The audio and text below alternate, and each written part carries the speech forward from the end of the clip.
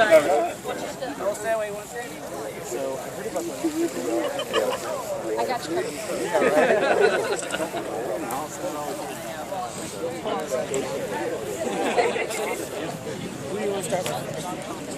I'll start. There's the third one, just in case. We'll go with you guys. All right. We're quick. All right, so tell me who you are and why you're here. I'm Kelly Girardi. I'm here. This is my first live shuttle, not shuttle launch, rocket launch. But I work in the commercial spaceflight industry. I'm a Mars One applicant, and hearing the sound barrier break over my head was the most exciting moment of my life. What does it mean to be a Mars One applicant? So I have applied to be part of the first settlement mission on Mars, and I'm hoping that if they choose me, that I'll be able to commit to work with Mars One, train for the next 10 years, and be part of the first settlers and humans to step foot on another planet. In our solar system. Even though, so you know Mars One, you're not going to get to come back. Yeah, it's a settlement mission, absolutely.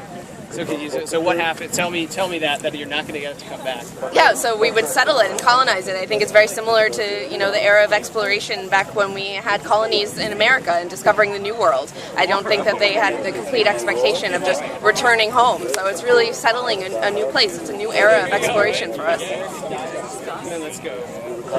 So tell me who you are and why you're here. My name is Patrick Ford. I'm also a Mars One applicant, and I'm here for the MAVEN launch. It's actually my first launch as well, and I'm a Florida native. I've never come out to a launch. It was a really interesting experience, and it was amazing, like she said, to hear the sound barrier and to see this rocket really lift off, knowing that it'll never touch the Earth ever again. I mean, can you imagine yourself sitting on top of a rocket? Oh yeah, absolutely.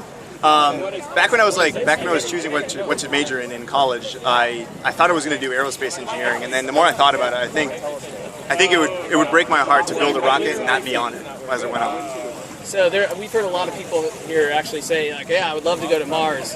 What is that you're actually like trying to go? Yeah, absolutely. So a lot of people say, it's a suicide mission or something like that, but I think, kind of bumping off what she was saying, like, exploration, especially one way, is not something that's unknown to humans. Like, we've been doing it for the last 1,000 or 100 years, so it's really an extension of that kind of spirit. It's just a little bit farther and a little bit different. And why is MAVEN an important part of this? Oh, MAVEN is like a really big step in understanding like the whole complete picture of how Mars evolved through time, and it really helped us in our mission, especially in the next 10 years. Also orbit trajectories. I mean, before Absolutely. we get there as humans, we want to make sure that we're able to launch consistently, reliably, and make sure that we can get into the correct orbit so that we get all the comsats and rovers that we need to sustain life there. So I don't want to start a fight here, but are you guys essentially competing against each other?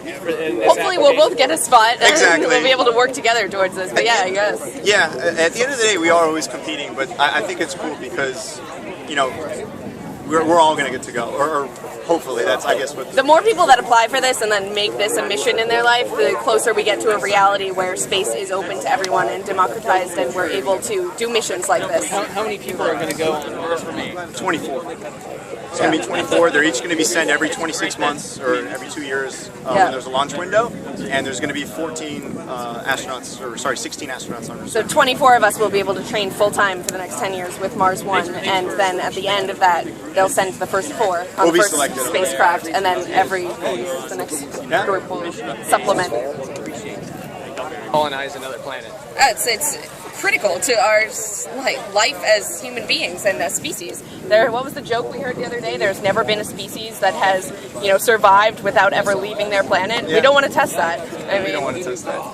And in the business of space and life, it's very rare that a species will survive long enough just being on one planet. Look at what MAVEN is testing. Where did Mars' atmosphere go? I mean, we need to know how it transitioned from a warm, wet planet to the cold, inhospitable place it is today. God forbid something like that's going to happen on Earth. We need to know exactly every single thing that we can about that process, and MAVEN is going to help us do that today. It's the first step in a really long process. It's going to be amazing. It's exploration, and it's always been a part of the human spirit, really. All right, names and phone numbers one more time. Sure. Kelly Girardi and 561-254-0300. Patrick Ford, 954-560-7473. Good luck. Hope you guys make it. I'll have the footage. Thanks so much. I would love you guys.